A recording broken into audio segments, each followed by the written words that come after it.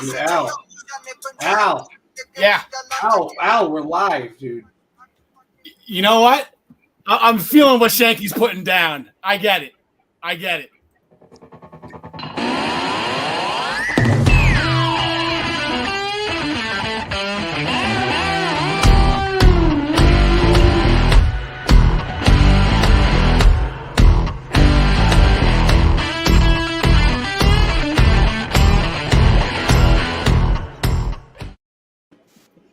That song is pretty jamming. Ladies and gentlemen, welcome to the Essential Wrestling Podcast, powered as always by the Eastern Observer. You can taste the power.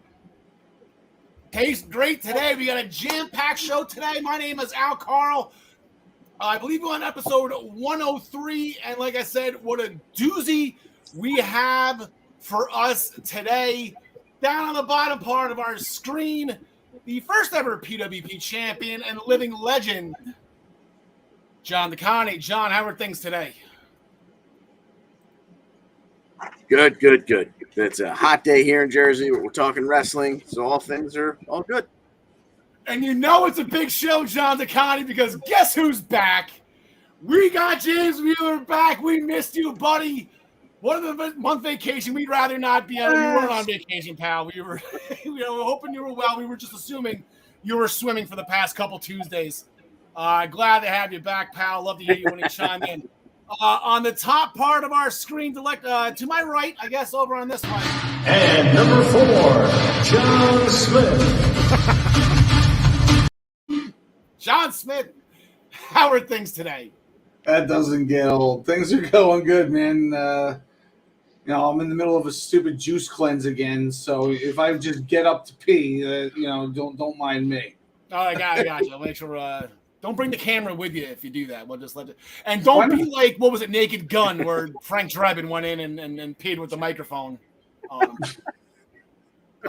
then now we have a very special guest with us today. Ryan Joy is on assignment, celebrating his anniversary with his beautiful bride. We have Travis Severance. Travis, it's been a while. How are things going? And I guess let the cat out of the bag here. You were in Vegas. You were at Double or Nothing. How was it, pal? What an amazing show. Between the jet lag and the lack of adrenaline after leaving 67 hours of 43 matches on that card, I am ready to be back and talk to all you downstate veterans of wrestling. That's it. We're glad to have you, pal. And we'll get into Double or Nothing in a second. We're going to lead off with that. And we'll get to Gary in a second. Yeah, Gary's not here this week. We'll address that. I've never seen them in the same room together. Nope, that's true. No, we haven't. On today's episode, Violent by Design with a statement win over the champions of Impact this past Thursday. Shinsuke Nakamura and Riddle are looking for vengeance against the Bloodline. John DeConnie, he's going to actually take the place of Gary Mehaffy. It's going to be a tough job. Gary's kind of irreplaceable. But John DeConnie will discuss with us NXT UK in the British Rounds match. That was, for an episode for Gary to miss. I feel bad about this, that Gary can't discuss a match he's been looking forward to forever now. We make our picks for this week's upcoming shows, presented by Minutes to Bell Time, and always sponsored by ProWrestlingPick'em.com. Play against your friends. Play against the universe. And guys, she'll like it too. There you go. We're going to main event the show with another special guest. We're hopefully going to have Deshaun Whipple from the Heroes and Insiders Wrestling Podcast. I said that completely wrong. The Whip Show. He's actually traveling right now. We're hoping he makes it back in time. He's going to be with us to make our picks for potentially in your house, but definitely held in a cell. Here are our Raw roll-up standings heading into last week's action. Raw with a 3 roll-up lead on AEW, followed closely by SmackDown and Impact. What an interesting Raw roll-up week it was. Especially, we had history. We had history in the Raw roll-up category, and I can't wait to talk about it. When the doctor, when she sees you full force. But we're going to curtain jerk the show, like I said, with Double or Nothing, with our main event, with Travis Severance. Travis, looking at my all of our picks ahead of time, I thought you were with me on the Hangman Page bandwagon, and it looked like I was on that horse all by myself come showtime, huh? So, sometimes you get to the point where you've got a feeling, an inkling, and it's odd. And I was texting back and forth with Ryan, and I was out in front of the T-Mobile Arena as the crowds were coming in. And I said, it's just something where I think they want him to win it in Chicago. I think it'll be cool. It'll be great. He's in his hometown. That way he doesn't have to defend the title for Forbidden Door or be the champion going into that show. We get Hangman's, like, the build was kind of slow other than the last promo. They didn't have a lot of heat going into it and stuff.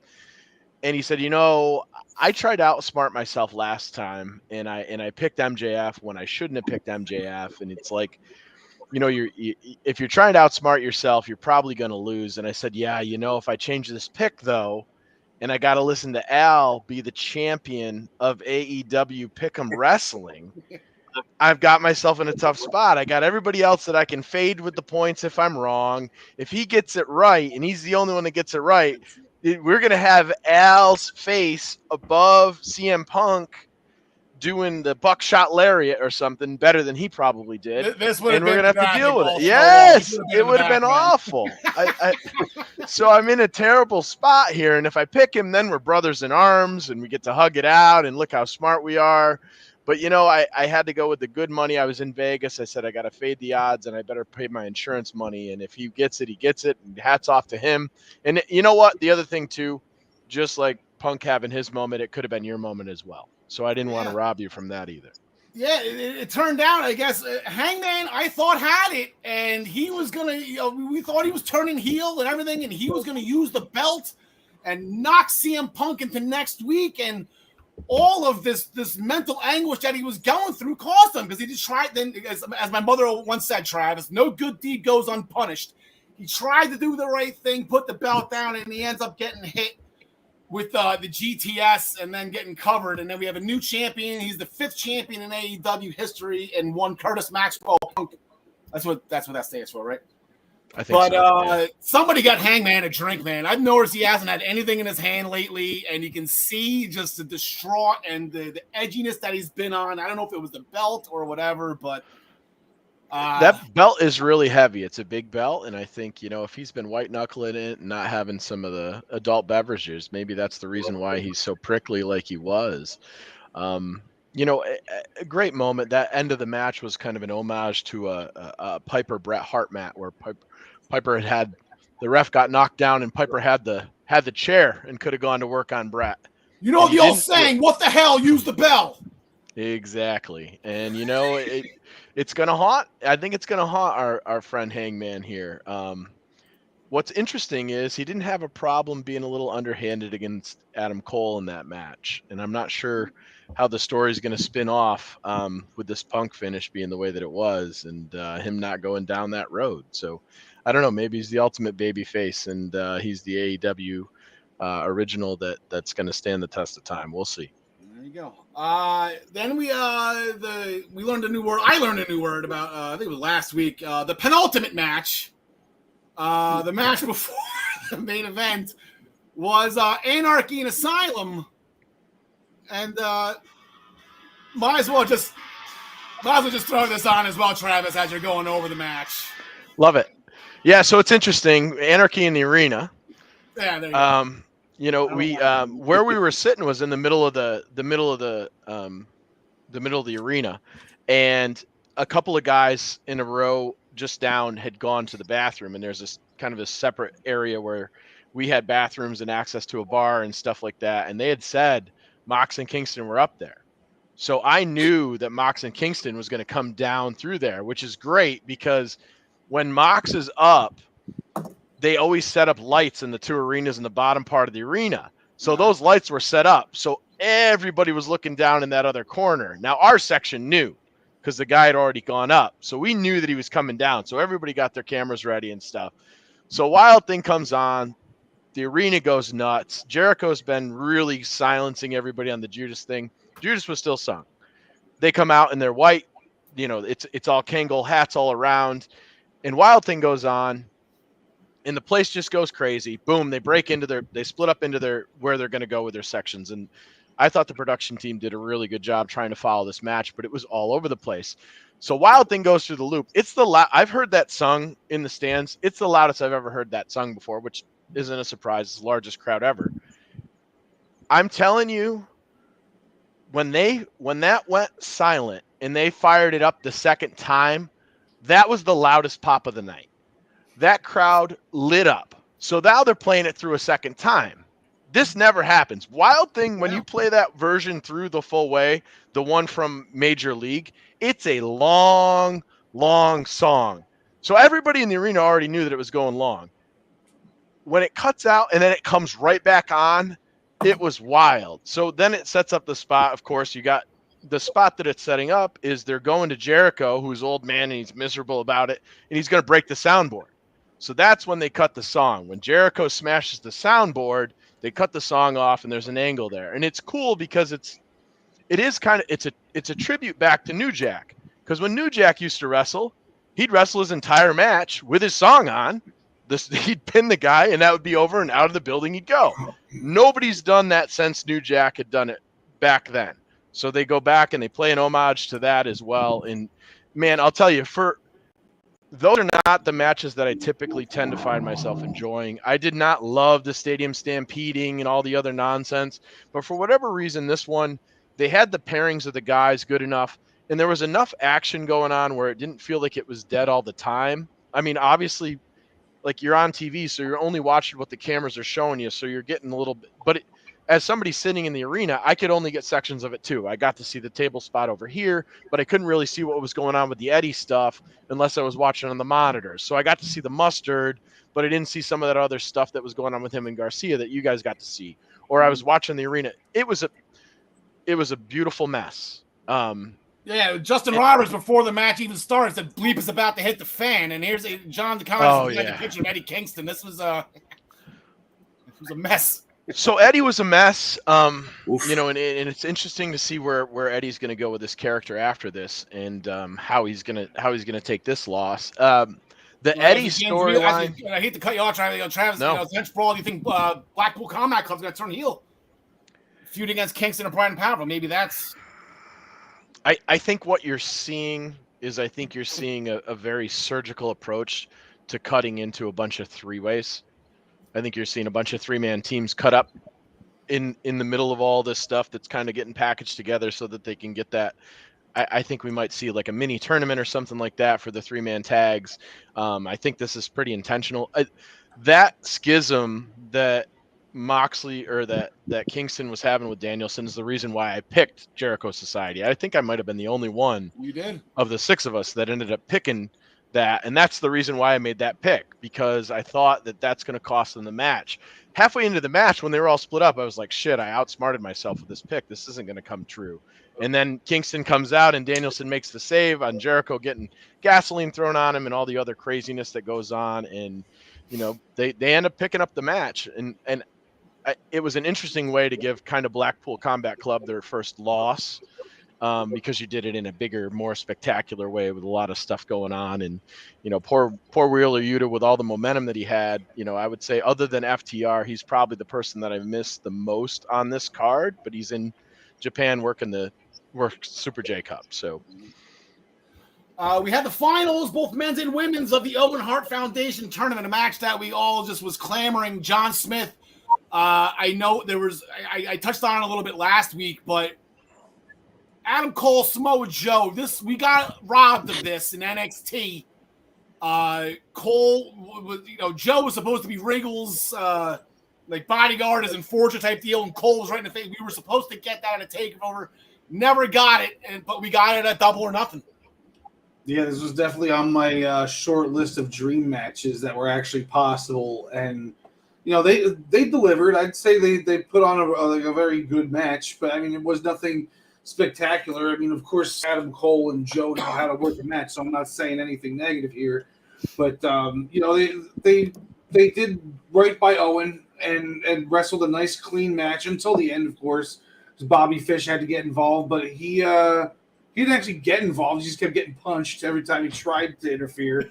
But just his presence was able to be enough for Adam Cole to sneak the victory with a bunch of kicks to the head and then finally the boom knee to the back of the head. Like I said, really good match. I just would have liked to have seen it end clean since it was like the Owen tournament. But I understand that you got to protect Joe a little bit because he's got a belt on him.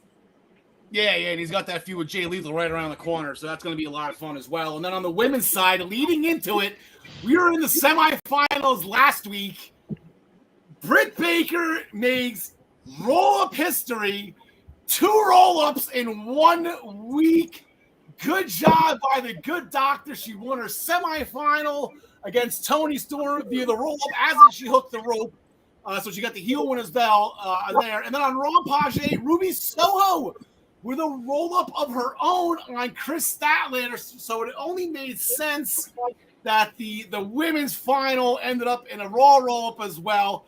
As going back to homages, Travis Severance, here we go, WrestleMania 10. John DeConnie, I believe did the special with Ryan Joy in WrestleMania 10 when Owen rolled through Brett and he got the surprising roll-up win at WrestleMania 10. But Ruby, when she did that, Britt rolled back on it and got the roll-up victory. So she is your Owen Cup champion on the women's side. And I believe I called that. So now I do believe that Adam Cole and Britt Baker are going to fight each other for those belts and that trophy in a winner-take-all match. I'm sure it'll be at a private location between the two of them that no one else will see. But in all seriousness, I think they had a very well done presentation at the end.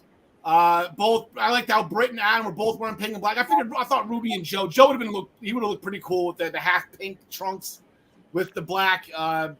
Sweet Rancid was playing. That was pretty fun. And then just a well presentation done in getting Dr. Martha Hart, Owen's wife, involved with the championship belt and the 2 huge cups that are, not many things are close to the Stanley Cup or the Grey Cup, but in Canadian trophy history, those are big. Those are pretty big. Well done. So very well done by AEW in honoring Owen Hart, and I'm looking forward to the tournament next year. And I hope this is a continued tradition where the tournament finals are every year at Double or Nothing. Thunder Rosa beat Serena Deeb after a superplex, followed into a Thunder Driver. So Thunder Rosa with the title retention there. Great match between probably the 2 most technical sound women in AEW. And then Jurassic Express, they defeated Team Taz, and then Swerve and Keith Lee with the Thoracic Express on Swerve. They retained their titles as well. The show started off, Travis, we didn't even know if this match was going to happen, huh? There was a little bit of drama that I don't know if it was unnecessary or if it was real or story or whatever, but we got the match. I believe it went 7 minutes according to the stopwatch of John DeConnie. I saw this match opening the show, and I remember you saying on the conversation thread, there's going to be a couple quick matches. I'm like, this match will be 2 minutes. Yeah. I think it went 7 because the crowd chanted for 10 power bombs on MJF. Yeah, exactly. The crowd wasn't real good to him. He got a "You showed up" chant, which I haven't heard that a lot. And allegedly, based on a couple of different places, he had gotten to the building minutes before the match and left right after the match with no nonsense. And in the media scrum, the first question that was asked to Tony Khan was, "What's going on with MJF?" To which he quickly commented, "No comment." So it's very much one of those things where if it wasn't for the meet and greet refunds and the things that were going on, I'd say, oh, this is a perfect angle work, right? We got the good guy owner and we got the bad guy wrestler, and we're going to work this angle and it's going to be a thing. But having to do the refunds and disappointing the fans in that way, it's not Max being a dick and walking out halfway through or something like that. It's Max not appearing. And regardless of what's going on, there's some realness to it. And if I were Tony Khan, I probably wouldn't have put Max on the meet and greet list to begin with, because he's in a situation where they're struggling with their business relationship. Well, don't put a line of fans in front of him to have him answer questions that you might not like the answers to. So I would say on the business side of things, the company made some mistakes there. But the match was, for a 2-year build, was not the match that I was hoping for, but it was the match that we needed to have given the circumstances. I mean, they brought this guy Wardlow in, and he went through the paces of being just the big muscle guy in a Diesel-like build to ended up beating MJF here. I mean, if you look at his career in AEW, his only losses are either AEW heavyweight champions or Jake Hager and Scorpio Sky. That's the only people he's ever lost to is heavyweight champions. So they've done a really nice job with this guy, and they've given him the ability to be able to work and wrestle and come into himself. And at the end, when you've got an arena full of people cheering for you the way that Goldberg was cheered for, that's about as good as you can get. Yeah, Wardlow. You were talking about Wardlow with the loss. Right? He's got 2 losses, as far as I know. Like one. Well, I know for a fact they were both by the Royal Roll-Up. That's the reason why I know he has 2 losses. Travis, I forgot to put this up during the women's tournament match, but I figured, hey, that looks really all right. There you go, roll. So the roll-ups everywhere. The roll-ups being homage to Owen and Owen winning that way, I'm with it. Yep. Yeah. John DeConnie, this was my winner is me match last week. I was amped for the trios match between the Death Triangle and the House of Black. You can do it. Winner is you in this one. You were just giddy about this, but at the ending of this, rewind to episode 102. Yes, absolutely. So a couple years ago, we had this rule that for our enjoyment as fans, once a month, we had to have Aleister Black and Buddy Murphy. I would like to institute a rule right now that since there's only a big 4 in AEW, 4 times a year, I need this trios match because I'm going to struggle not to talk about this 15.5-minute match for an hour. This match was amazing. It started out with, first of all, House of Black coming out in the war paint. And very early on in this, like before even the introductions, when they were just in their corners, there was a shot, and there was a little forced perspective going on. The shot was taken like from the floor up at House of Black, and Buddy Matthews was in the forefront. So you had the forced perspective of him looking like the tallest guy in the group, and he had the war paint on that went into the beard. The hair was wet. He's got that Vitruvian, carved out of marble physique. He looked about as intimidating as any human being I've ever seen in my life at the beginning of this match.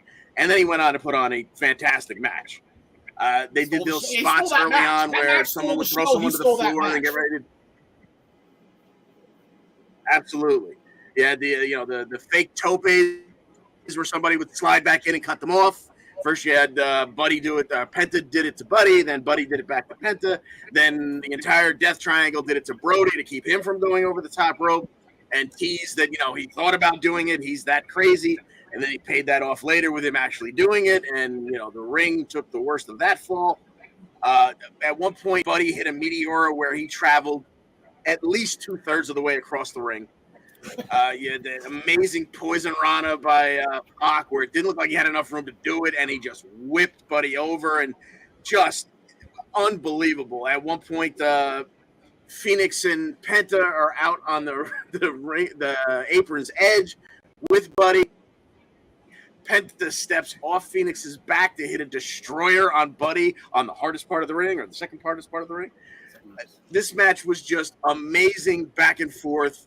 I could go on forever. I'm going to try and cut myself short. Getting to the end, you had Pac getting set up for the Black Arrow. You had Buddy cut him off and kind of knock him down. So instead, he did a slingshot 450 over Buddy onto Malachi. Then he sets up for it again. The lights go out. They come back up. Julia Hart's in front of him. Pac gets the black mist in the face again, comes down off the top buckle, right into a black mass. 1, 2, 3. The House of Black takes the victory. And I cannot wait to see this again, whether it be in the Trios tournament or whatever. I need this again. I need this a lot. Yeah, and John DeConnie, thank you very much for the idea. It was you last week, and I think it's time for somebody to join the House of Black. And that when the light bulb went off, I'm like, give it Julia Hart, and I called the Black Mist for the win. So thank you for that point. An extra bonus imaginary points for me on that one, and a couple for you, John DeConnie, for the idea. Thank you. American Top Team defeated Samuel Guevara, Ty Conti, and Frankie Kazarian after a TKO by Scorpio Sky on Kaz. Kaz and Sammy just could not get on the same page at all during the match. Travis, Scorpio Sky got a new TNT championship in Laker colors. How do you like that? Laker colors looks good on Scorpio Sky. We're going to go into the forum this Wednesday, the house that Magic and Kareem built. It'll be interesting. This is going to be their West Coast run. They got a lot of West Coast guys, Powerhouse Hobbs, Young Bucks included. I think Sammy Guevara summarized this on Twitter best for all of us. And he said, number one, me and Tay looked really good walking out tonight. And number two, I think everybody's glad this feud's over. And truer words have not been spoken. I think when they were putting this together, I don't think TK had any idea how much heat Ty and Sammy were going to have. And like Frankie kind of got caught in the shrapnel here. You got fans don't know who to cheer for because they hate everybody in the match. So like, let's just move on. Let's do the next build and get these guys away from each other. I do believe it was on Rampage when they were breaking into American Top Team. Frank is like, I can't believe this is the first time I'm ever hanging out with you guys. I'm already committing a crime. Kazarian's really good, super underrated, but he's good. There you go, James Wheeler. I agree with you 100%. James went to the movies to see this paper. This was all for movie theaters for the first time. Yeah, Ryan and Maggie did in Disney Springs too. So I would have done that if I was at home and not at the show live too. The theater experience. Really upset of the night. Oh my God! Jumping out of my chair, Kyle O'Reilly with the win over Darby Allin. With that jumping knee drop from the top turnbuckle. Amazing showing by Kyle O'Reilly. I didn't give him a prayer in that match. I figured the golden shovel was handed over from Sting over to Darby to bury him in this match, but apparently not. So looks like Sting's going to have to get up off of his recliner, get back in the ring and do this burying himself, burying Red Dragon, probably in a tag team match. Two tag team matches. The Hardys defeated the Young Bucks after a twist of fate followed by the Swanton. Very fun match. They went all at it. They went all out. They went at it. That was good to see that. Jade Cargill defeated Anna Jay with a top rope jaded and an appearance by Malcolm Bivens.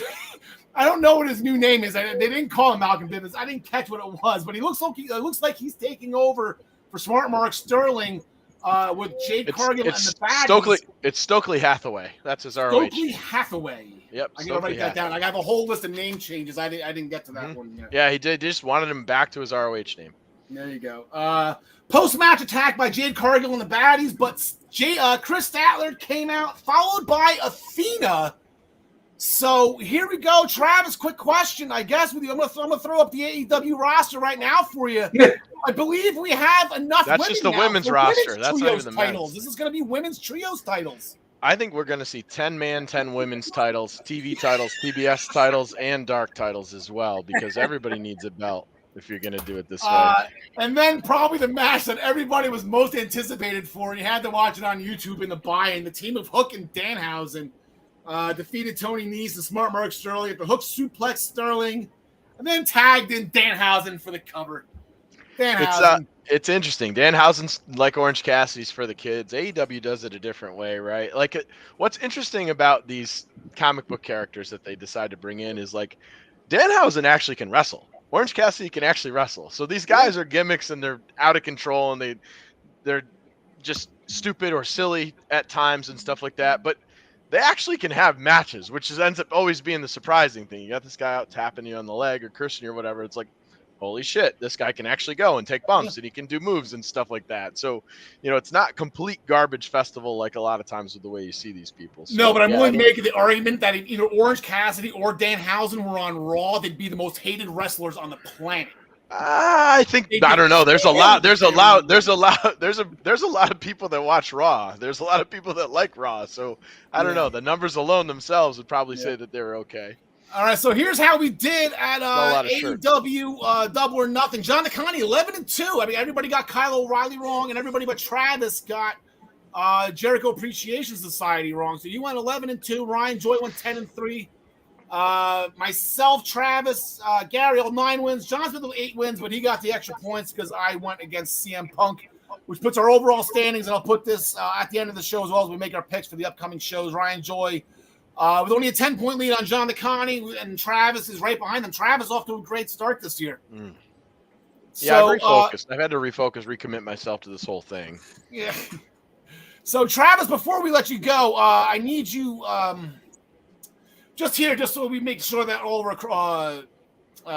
of our bridges, our T's are crossed, or J's are crossed, and our I's are dotted here. As we go into the NXT UK segment, Gary Mehaffy is not with us today. Unfortunately, Gary had an accident where he fell. We're gonna show you. He actually put this clip up on Facebook. I look away if you're squeamish. Definitely look away. But unfortunately, this is what Gary looks like now. Oh, Gary.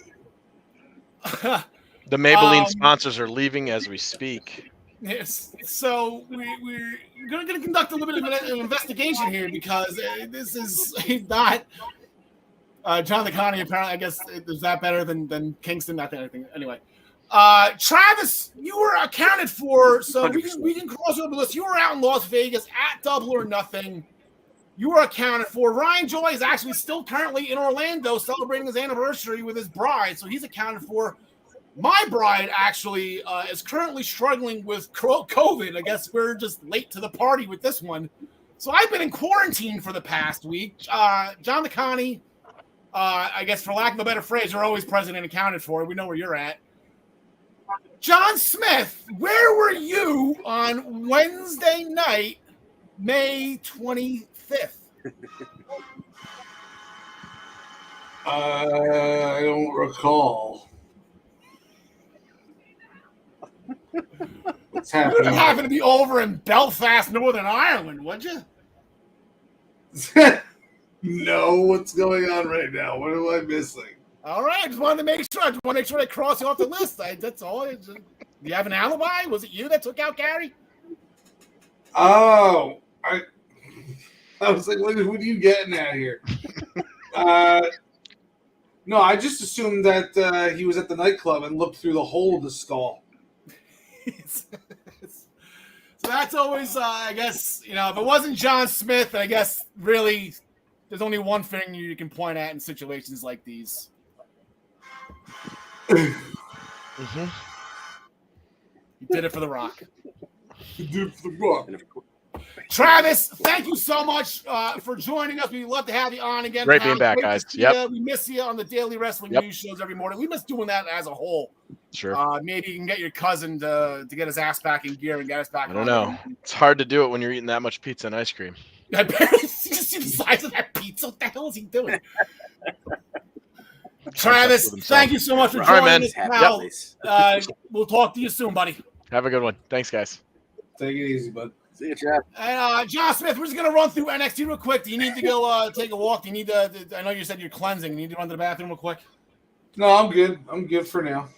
All right, John Connie, NXT UK. We had our British rounds match. A winner was Gary. I'm sure, even though he's looking like Sloth right now from Goonies, I'm sure he had he was absolutely loving every second of it. This one, the sixth round. No one really bothered me about this though. It went sixth. The cup was not on the line, obviously, and they made it a point to be like, if this match ends, there's no overtime. I'm like, God damn it, like.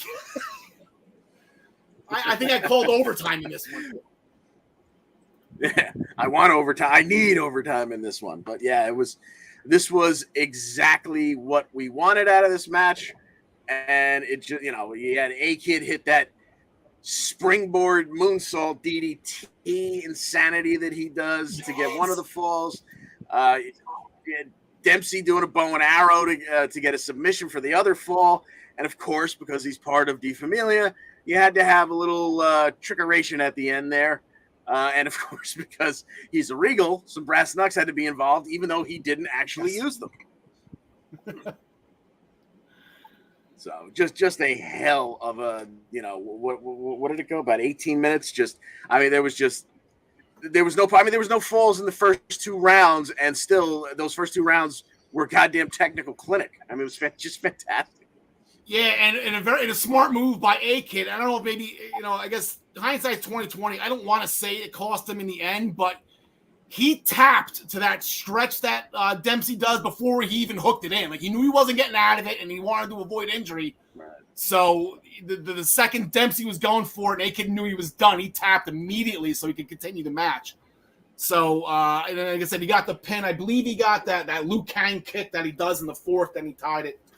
Yeah, absolutely amazing match. Not sure if A-Kid is still stateside now. I haven't seen him on NXT. Maybe starting after In Your House, we'll get more of A-Kid stateside so that people can appreciate this guy for who he is, because he is absolutely incredible.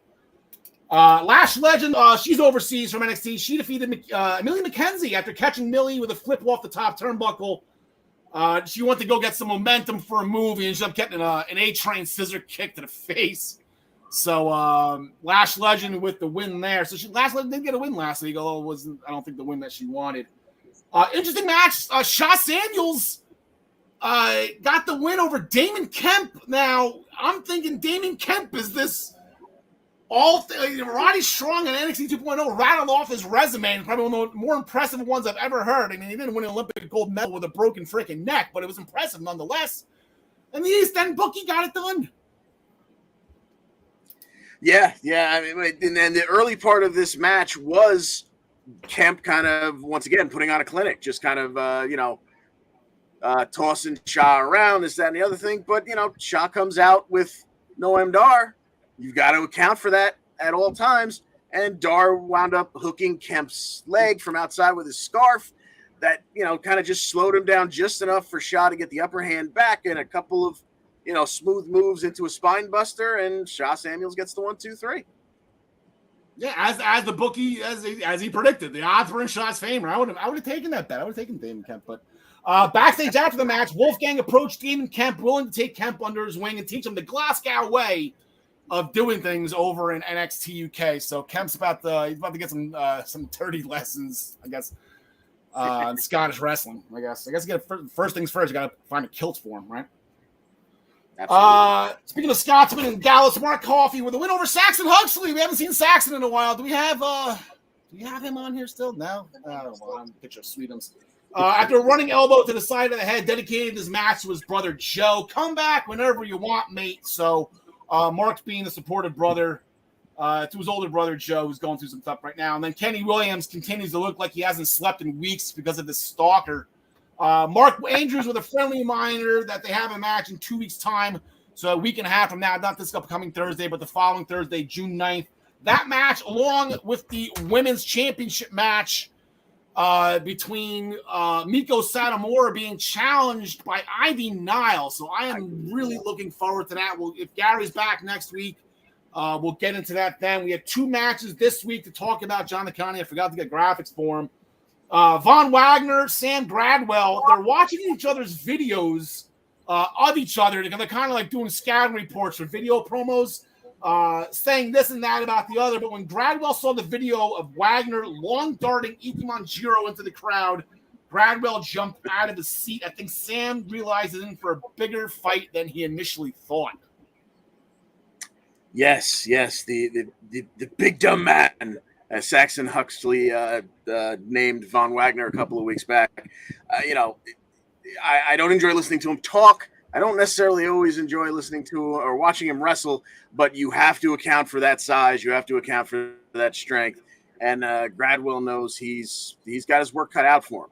And, I want to say Gradwell would get it done with technique, but something tells me, as Von has been saying, every chance he gets, it's his world. We're all just living in it.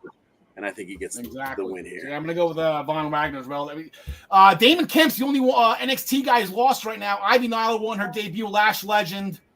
So they're kind of up right now, 2-1 on NXT UK if you're keeping score at home. And then we have a triple team tag team championship match. Mustache Mountain's going to be defending against De Familia and the team of Ashton Smith, Oliver Carter. They're going to get another crack at these belts. This is the 3rd time, I think, John Nicani.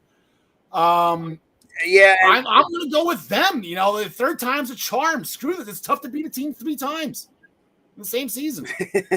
Especially in the same season, of course. Yeah.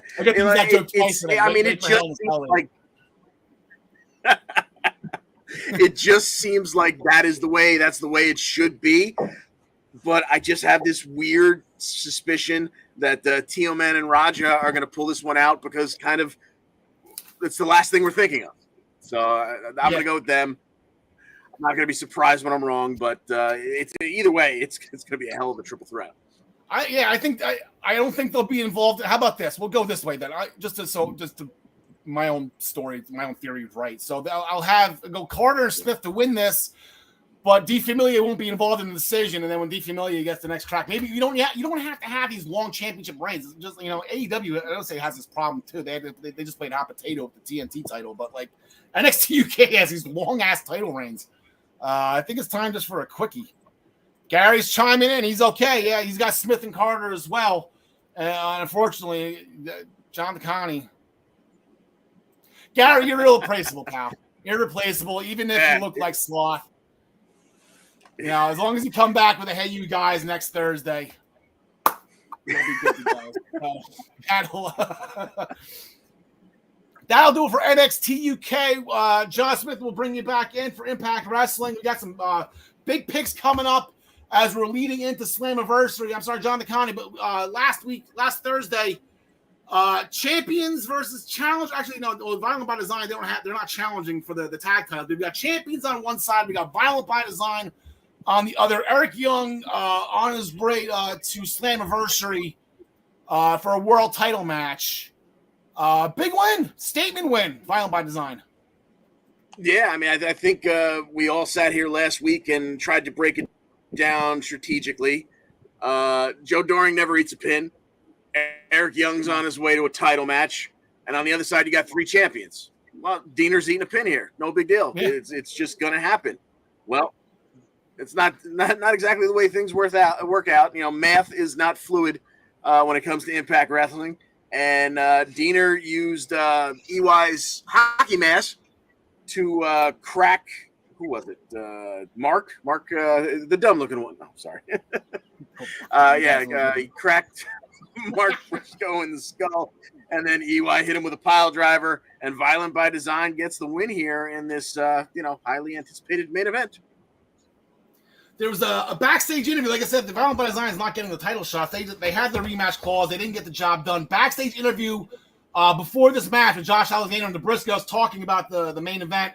Once that concluded, the Good Brothers approached the Briscoes saying their tag title reign doesn't count unless they beat the Good Brothers, in which the Briscoes simply replied, "Let's make it count."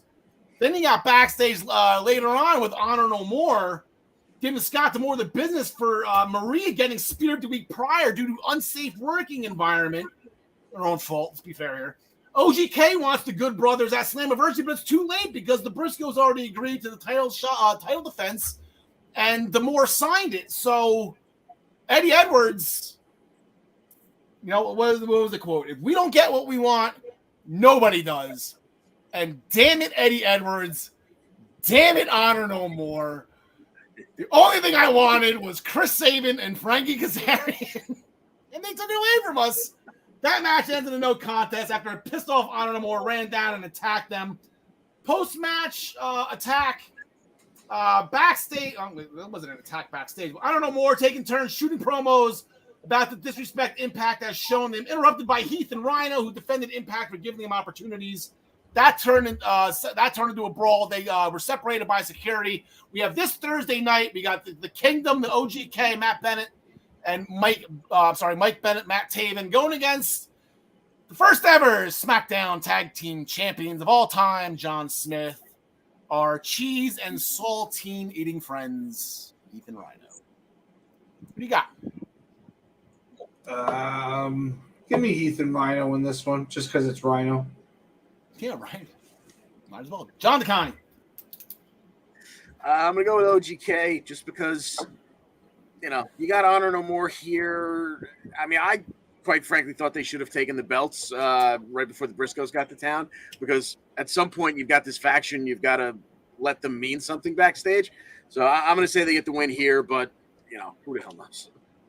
Yeah, I think the Kingdoms. I'll go with the Kingdom on this one. If you're right, I feel like a tag title reign's coming. I think the Briscoes are temporary. I think maybe that's the reason why. Yeah. So I guess we'll go with that. Trey Miguel defeated Alex Shelley with a crucifer roll up. I think I'm gonna just roll with this. I think Travis left me a gift here. I think that graphic stems from a shot Travis was taking at the 24/7 title one Raw on the conversation thread. I think you want to keep it. Trey Miguel with the crucifix roll up on Alex Shelley to qualify for Ultimate X. Backstage, congratulations for Trey qualifying for Ultimate X, which included a handshake from Alex Shelley. Good for him on keeping the code of honor and Impact. It was interrupted by Kenny King talking some trash to Trey Baxter. Name change. Trey Baxter. I know he was Blake Shelton way before he was Trey Baxter. I know him better as Blake Shelton. Not Blake Christian. Blake Shelton's the singer. All right. So both Blake and Trey go to Kenny King to put his Ultimate X spot on the line. So Kenny King's playing as an unnecessary gamble here, running his mouth. Blake Christian, I did it again. I did it right. Blake Christian could enter Ultimate X here at Slammiversary. Before we get into our picks, John DeConnie, Blake Christian, Trey Baxter, that poor bastard probably had the greatest gimmick in front of him in NXT, being Cora Jade's boyfriend, and it was ripped under his feet after a week. So I don't think Blake Christian's going to win this match, but that poor bastard. I think they made out the one backstage segment. I believe they did, yes. And, and even if that was his only segment, it was better than his only segment on SmackDown as a cameraman for Sami Zayn, where he got the crap kicked out of him. So, I don't think he's going to win here. I'm going to say King wins here just so we have an Honor No More participant in Ultimate X. But Blake Christian sure would be great in that Ultimate X because that guy can fly. Yeah, he did very well. I believe he made it to the semifinals of that the Ultimate X like 2 Januaries ago. Not this past January, but the one before that, the tournament that Ace Austin won, the Super X Cup. John Smith, like I said, if Blake Christian gets an Ultimate X, maybe that frees up, I don't know, more for a 10-minute. Well, there's 6 of them, though, right? So maybe, no, there's 5 of them. I don't even know. Then there's 6, so maybe the other 5. I don't know. Who do you got on this one? Some type of gang warfare match. I'm going to go with Blake Christian just because I want to see him in that Ultimate X match. Yeah. Backstage promo with Rich Swann. He's going to hunt down Matt Cardona and take that digital media title. Breaking news, he did that. Apparently there was an indie event over the weekend. Rich Swann defeated Matt Cardona. He's now the new Impact Digital Media Champion. So check one for Rich Swann on that. I don't know what the event was. I saw it scrolling through Twitter. Swann celebrating with the belt, so you got it done. But first, because I know I'm reading this past tense here. He wants Matthew Raywald, since Raywald eliminated Swann from Gauntlet for the gold. So Matthew Raywald, we haven't seen. He doesn't really wrestle all that often now that he's got commentating duties, but he's got to hop over the desk and get into the ring with Rich Swann, John Smith. Yeah, give me Rich Swann here. I don't think it's going to take very long either. John DeConnie.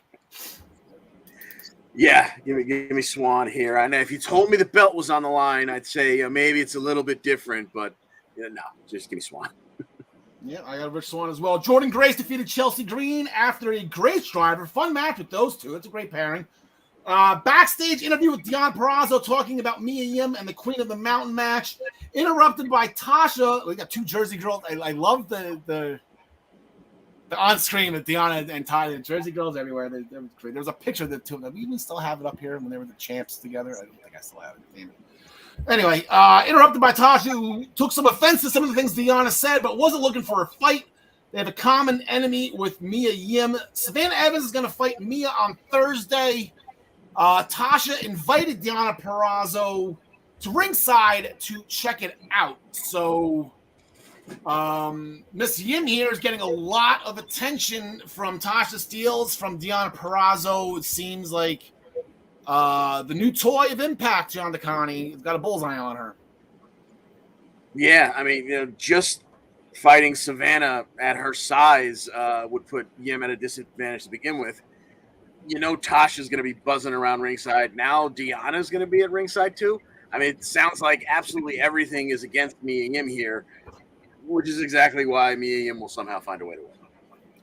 Yeah, whether Jordan Grace comes down to help out as well. Chelsea Green, I don't think you'll see involved in this. Well, maybe now that she just lost to Jordan, maybe she'll come down to attack Jordan. But for whatever reason, John, Taya Valkyrie was the wild card a couple of weeks ago. Just not even in the Queen of the Mountain, but she somehow just finds her way on screen. So Maybe you see a Taya Valkyrie run in to help Mia. I don't know. Yeah, I don't know. I don't know. I'll just go ahead and agree with you guys on this one. John DeConnie, you last week on the Essential Wrestling Podcast, you posed the question: how does Masha Slamovich get Havoc up for the snowplow? Well, that's how she did it, because Masha Slamovich defeated Havoc with the snowplow in pretty quick fashion. I believe that was only maybe like a minute or two. Typical Masha Slamovich fashion. Rosemary looked befuddled in every sense of the word. Crazy Steve, Black Taurus, they came out. They were all in shock at how Havoc just got dominated. There's a minute 28. Just got dominated by Masha Slamovich. So the women's division, even on the bottom tier, it's getting tough. You know, women like Masha Slamovich, Lady Frost, they're gunning for the women that have been there for a while. Bhupinder Gujjar and W. Morrissey defeated Raj Singh and Mahibal Shira after a choke slam by Morrissey. But you got to give the people what they want. Morrissey with the tag, Bhupinder with the middle turnbuckle spear for the win. And now, randomly, they just put 4 people together in a match. Maybe this is going to main event. We have like an all-star match. Or you got Moose and Steve Macklin going against Morrissey and PCO. Moose and Macklin had a brief thing backstage where Macklin was telling Moose, you know, get your head in the game here. Don't let Sami Callihan mess with you, which I guess the screen did a thing and it messed with Moose. He was like, oh my God, no, Sami. So Sami's getting Moose. So kind of a random match, but this is what we have. Yeah, exactly. John DeConnie. Yeah, I'm sure we'll see Sami's face at some point in this match, whether the lights go out or whether he just jumps a guardrail and takes Moose out with a baseball bat. But give me Morrissey and PCO, because if, you know, Sami doesn't take out Moose, I can see Macklin and Moose breaking down and fighting each other anyway. So give me the other guys, regardless of who they are, essentially. Yeah, John Smith is, and Morrissey is now on this new good guy babyface run that started. That he's helping out Bhupinder Gujjar. I like saying Bhupinder. Yes, exactly. He's my favorite in Impact right now.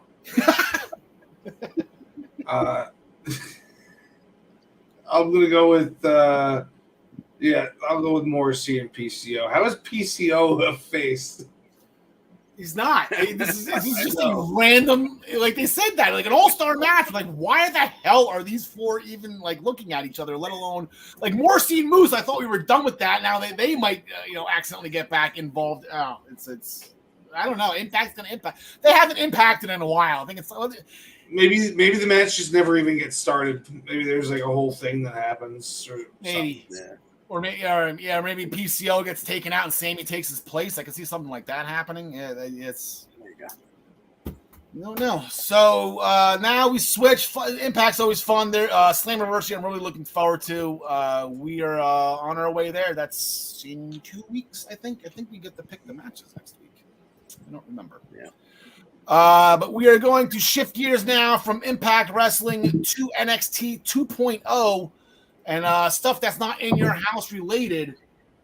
John Smith, they said there was a run-in a couple of weeks ago at the Juice Bar at the WWE Performance Center, where Wesley, I guess, took something Sangha said out of context, so they thought about it. I think he just doesn't like his mustache. I think that thing's badass. He's like a sophisticated author of pain. I miss them. I miss the Austin. Yeah. We got another backstage interview with Wesley before the match saying that he has to do this to prove to himself that he can do it or whatever, the typical underdog thing.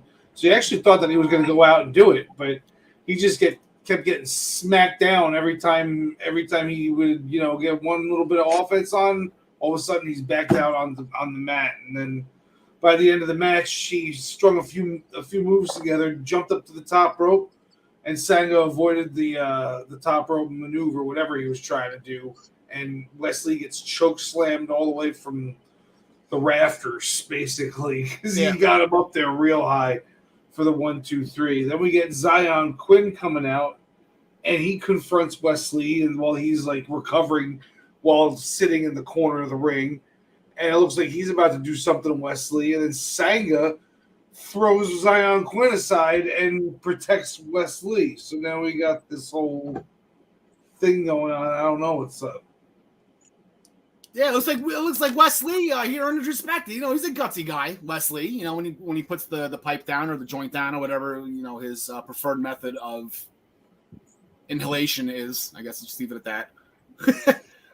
But you know, like, hanging around with somebody like Sanga, I do believe Sanga is from India. I believe they have the hookahs, so I think they might be better, more in common than they lead on. But yeah, it seems like Sanga he got won over by Wesley. Maybe we have a new tag team right now, so let's see where we're going with that. Von Wagner defeated Ikemen Jiro with a Death Valley suplex-like maneuver.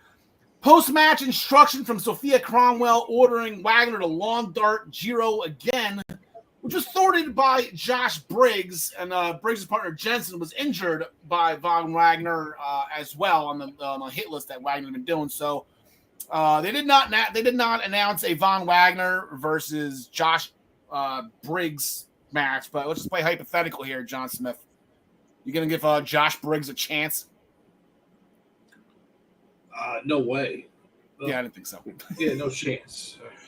John DeCounty, I'm gonna say something right now. And I whatever credibility I have to the viewers or whatever, I might just lose it just by saying this. But the next time Von Wagner talks, close your eyes. I couldn't. He sounds like somebody. I can't put my finger on who he sounds like. Close your eyes and tell me if you hear Rob Van Dam. It's really weird. So I'm not saying it is. He's not saying dude and you know whatever. But he kind of has a very Rob Van Dam approach to him. But who do you like in that match? Von Smash. Yeah, pretty much. James, I see your comment. We'll get to that in a second once we start making our picks. Alba Fire defeated Elektra Lopez clean. How about that? We didn't see that one coming. After a Swanton bomb, Cora Jade was sitting at ringside watching the match, eating popcorn. No interference from her either. So Lopez slapped the popcorn out of her hands post-match because Cora Jade was laughing at her. So, you know, there's no use crying over spilled popcorn. You just fight about it, John Connie. This will be tonight.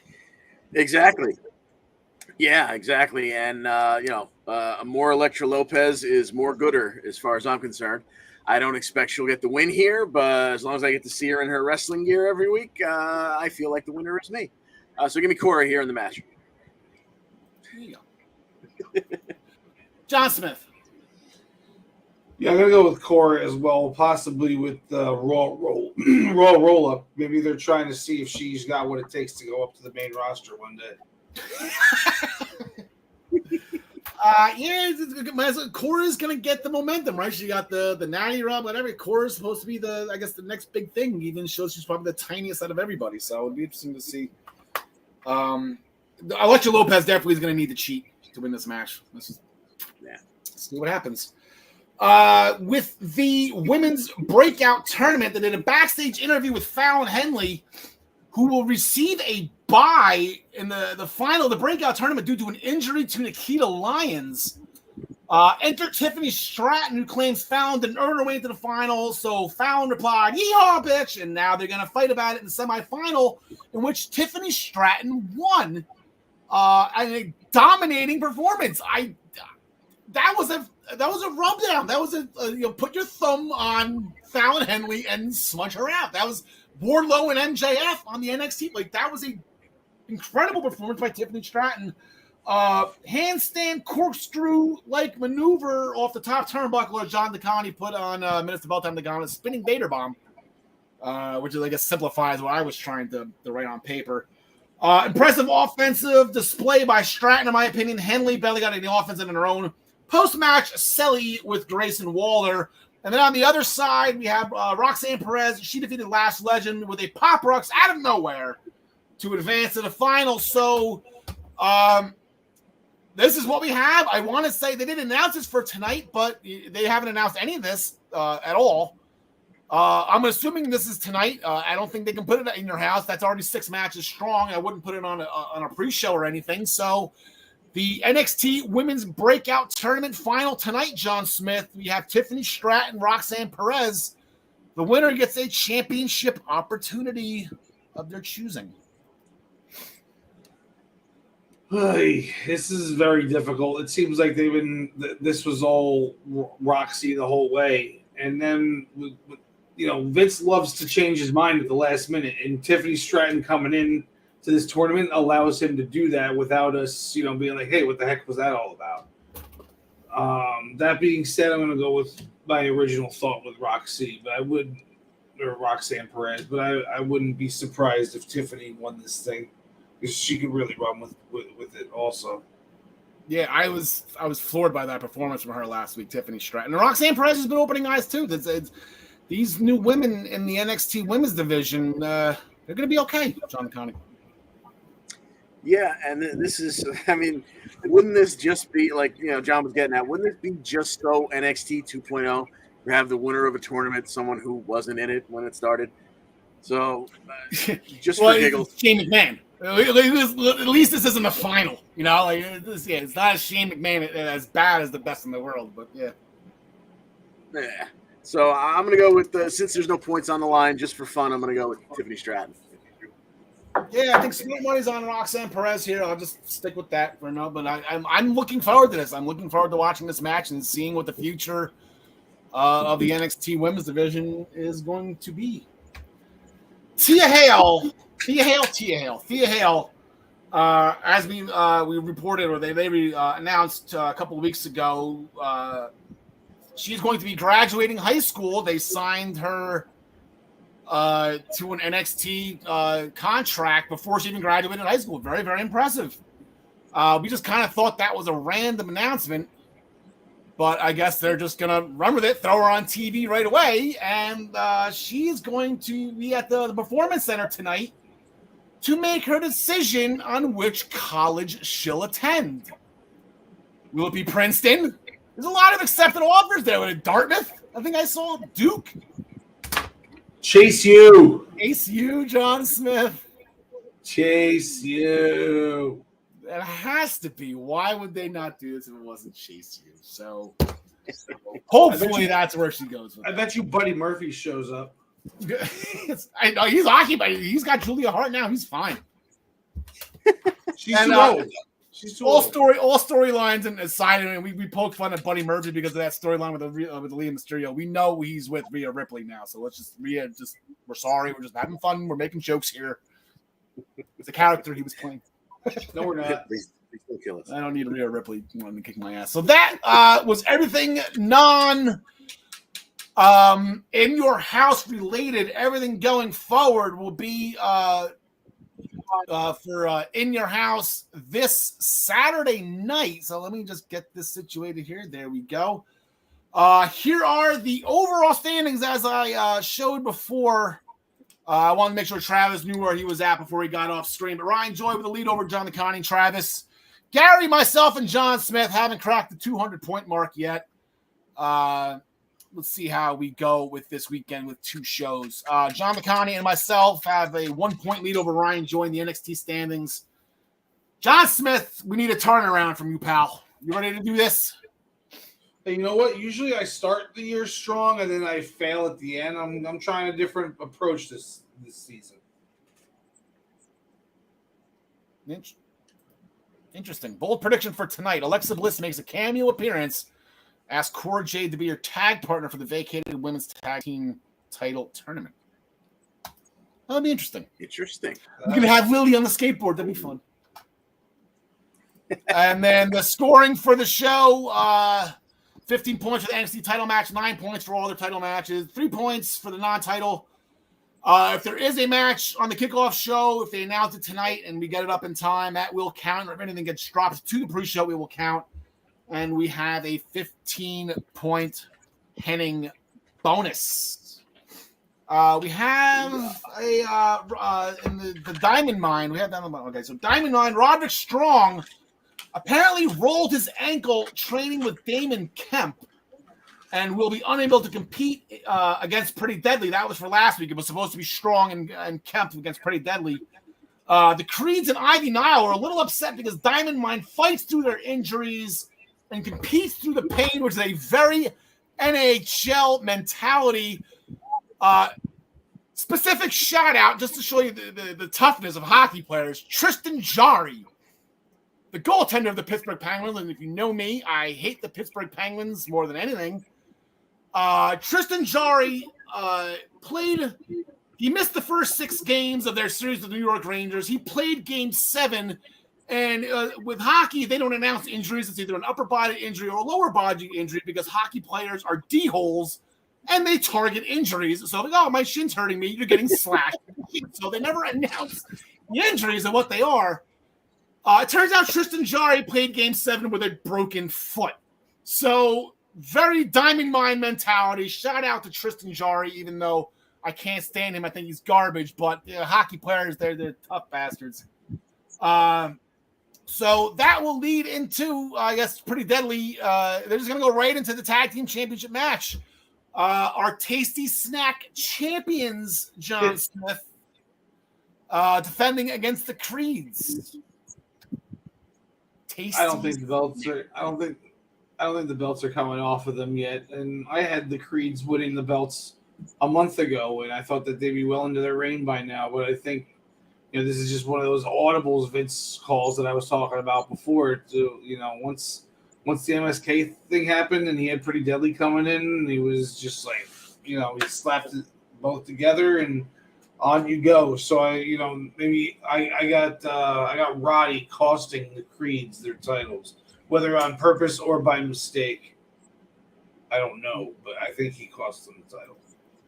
Jason Weston chiming in. He's a hockey guy as well, big Rangers fan. Berkeley Goodrow of the New York Rangers have been playing with a broken ankle since game 1 of the Penn series. He missed a couple games this past series. He showed up game 6 and last night for game 7 to help the Rangers win that series. So, yeah, shout out Berkeley Goodrow. John DeConnie. Yeah, I'm tempted to say if the Creeds don't win it here, when the hell are they going to win them? But, like Smith said, Pretty Deadly just got the belts. And if you're a fan of NXT, but you don't necessarily watch NXT UK, you're just figuring out who Pretty Deadly are. They're already the tag champions, so you're not going to take the belt off them. So I'm going to go with Pretty Deadly here, but I don't feel good about it because I just think that some weird decisions have been made in this tag division, multiple times in the last 2 months. But give me Pretty Deadly retaining. Yeah, if you're just seeing Pretty Deadly for the first time, you probably hate them. And it's you're supposed to, and they're side play check. Like what they do, they're Gaston from Beauty and the Beast. That's how he reminds me of. And they're idiots, but they can go.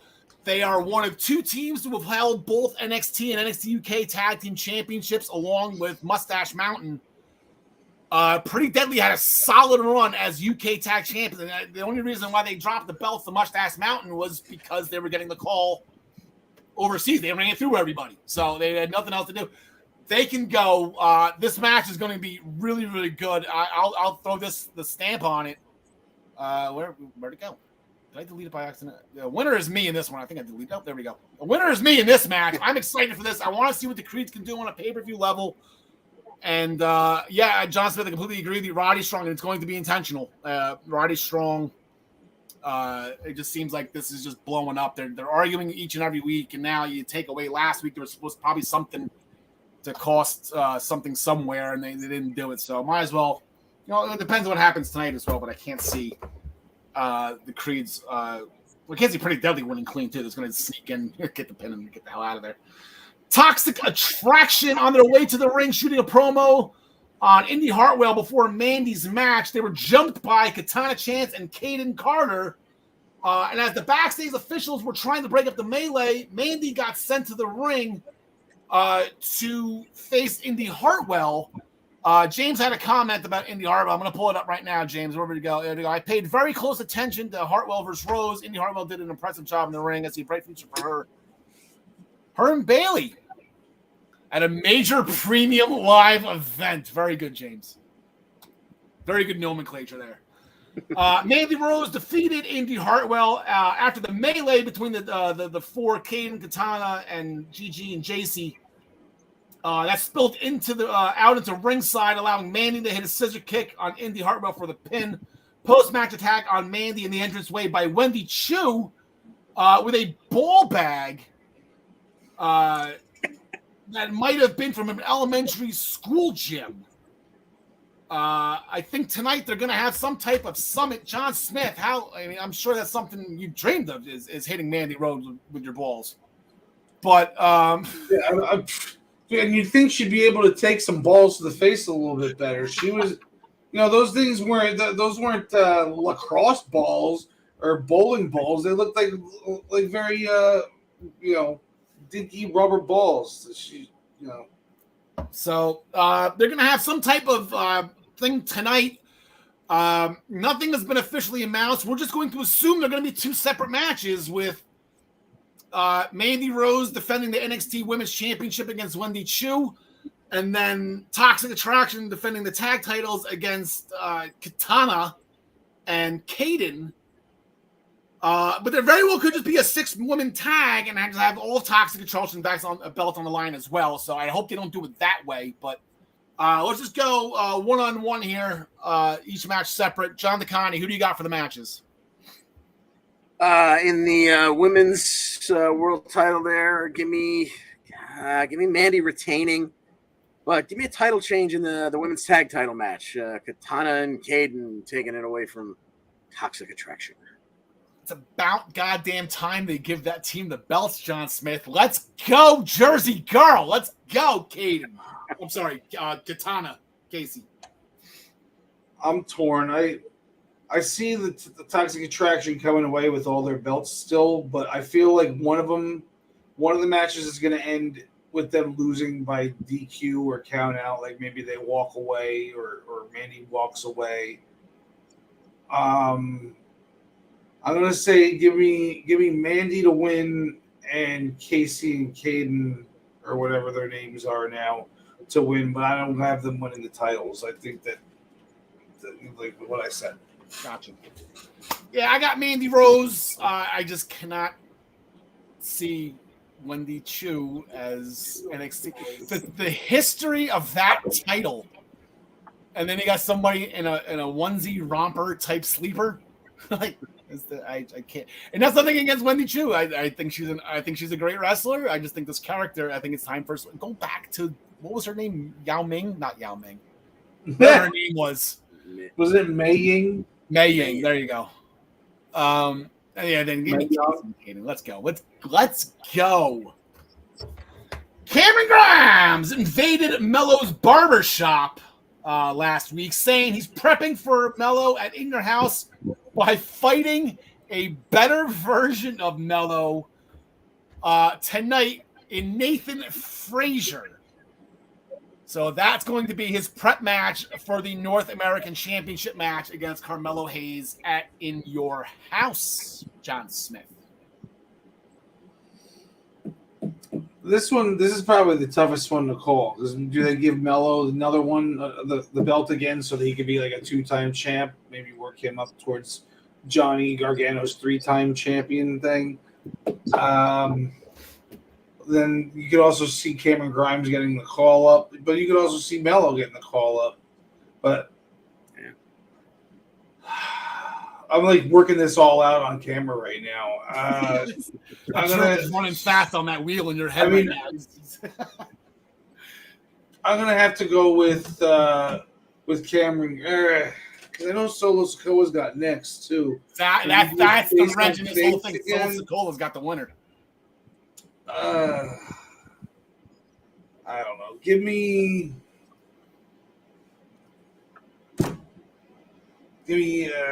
Grimes. I might change it, but I don't know. Like I gotta put my picks in, don't I? Oh wait, no, not till Friday. No, this is 5 minutes before the show. You have to 6:00 on Saturday to do it. Yeah, no, I was thinking that this was tonight for a second. John DeConnie. Yeah, because of that comment about Fraser being a better version of Mello, I think Grimes probably wins tonight by DQ because Melo's not going to take that. He's going to, get involved in this match, take a swipe at Grimes. And then I got Grimes retaining so that he can be the one to pass it to Sikoa somewhere not too far in the future. I got Melo.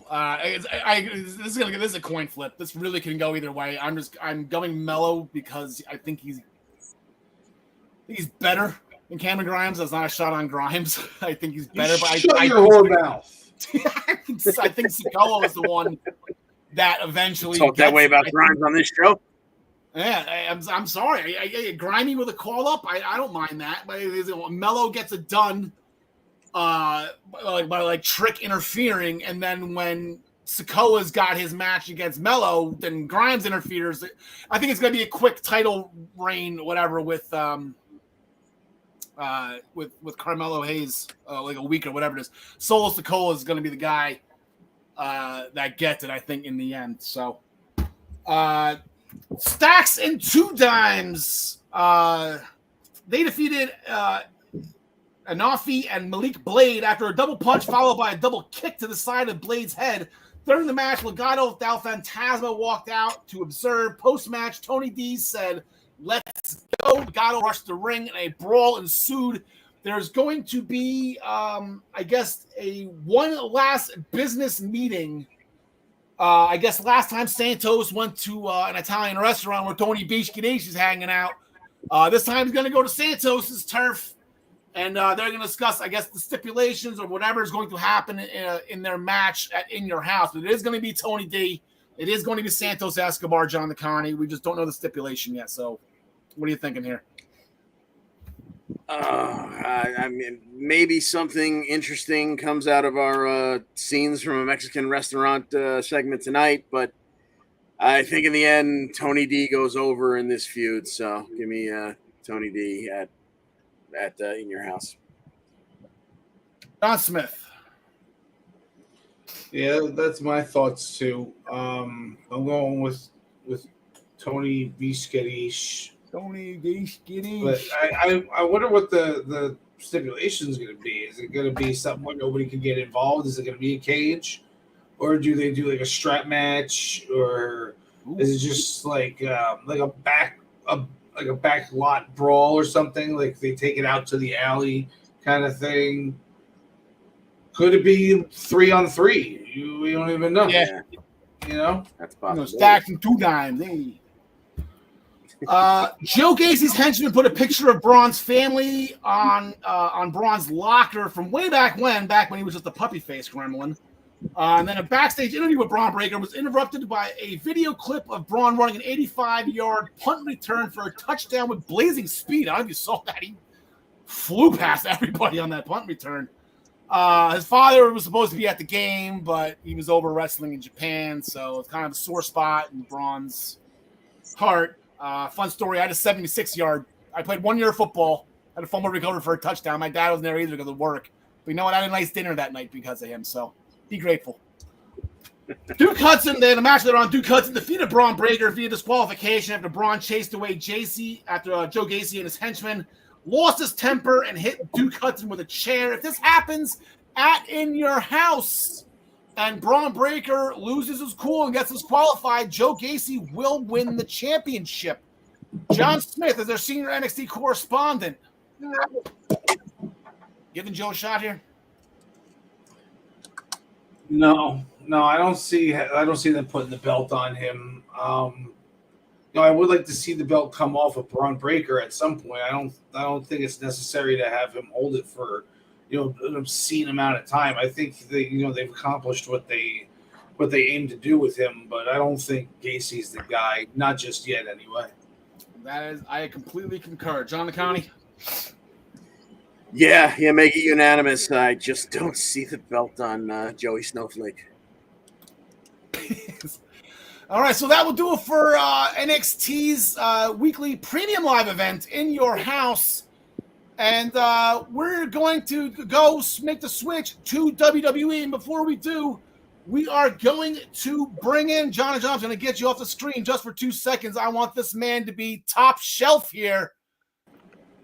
We have from There we go. I have a script holding on, Sean. Making a long-awaited return to the Central Wrestling Podcast from the Wrestling Heroes and Insiders Podcast, aka the Whip Show, Detroit's and mine favorite D-list celebrity, Deshaun Whipple. Deshaun, great to have you back, pal. How's everything going? How was your Memorial Day weekend?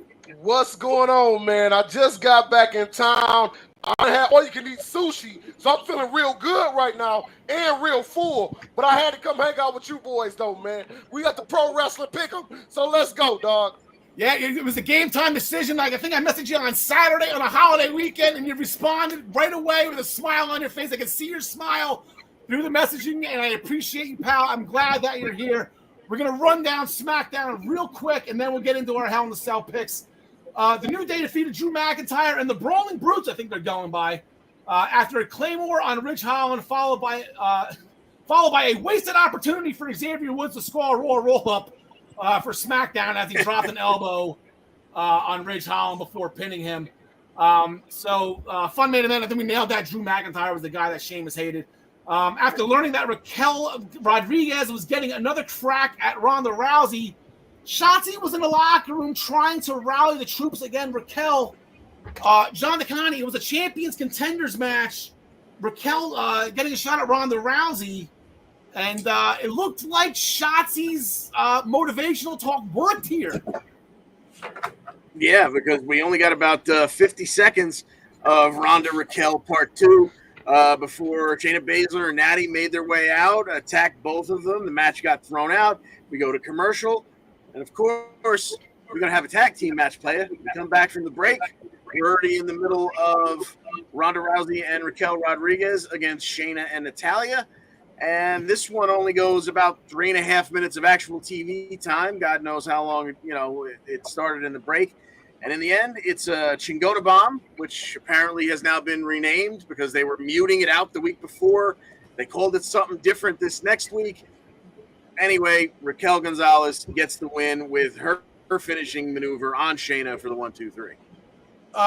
Deshaun, Conchita Bomb. I don't speak Spanish. How's your Spanish, pal? I don't get the connection here. Dog, listen, I only did Spanish 1 and 2. After that, it was too much for me. No habla inglés. Instead, I give you about that much. Other than that, I'm dead weight. But I heard that, too. I know they changed the name for whatever reason. Somebody just put in the comments the reason. Just more WWE-ish. Whatever. Yeah, that makes sense. I'm starting a thing, as you saw at the beginning of the show, Deshaun, I know you missed it. I was jamming out to Jinder Mahal's music as Shanky was. I'm starting a new movement here. Hashtag I stand with Shanky. Make sure you comment live.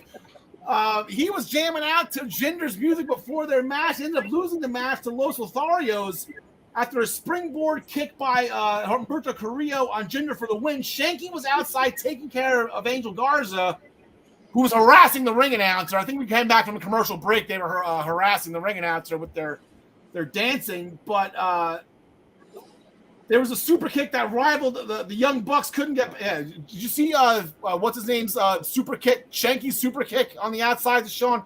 Yeah, that was very Young Bucks-esque right there. Very much so. Very much. It was a party. Jinder blamed Shanky for distracting him. Shanky going old school with a talk to the hand, then turned his attention to the ring announcer Los Lotharios was harassing, and proceeded to do a mating ritual dance, I'm assuming, of his own for the ring announcer. But it's okay for Shanky to do it because he's the good guy here. So, again, I stand with Shanky. I like Jinder's music. Let's keep him rolling. Gunther and Ludwig Kaiser, if I'm saying that correctly, I got my name changed. Yes, Ludwig Kaiser on my name change list here. They defeated Ricochet and Drew Gulak after a running foot stop by Kaiser. How about that? Ludwig Kaiser, the former Marcel Bartel, Deshaun, getting a big win on SmackDown this Friday. I like the team. I like the unit, man. Again, with the WWE-ish with the name changes, but whatever. I like where we going with Gunther, though, man. I like that. Poor Ricochet, though. Like I said, the countdown's on until we have a new Intercontinental Champion. But Gunther and Kaiser, they hit the gym hard before they put them on TV.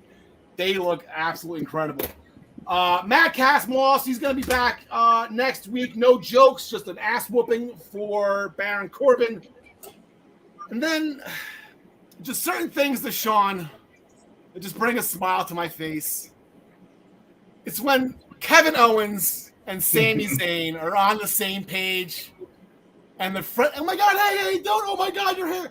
I can listen just random banter back and forth for hours. They're just brings a smile to my face. Man, that liar pants on fire. I probably watched the clip on YouTube about 38 times, dog. It was, I'm sorry, Oos. Did I just say that? Yes! But it was great, man.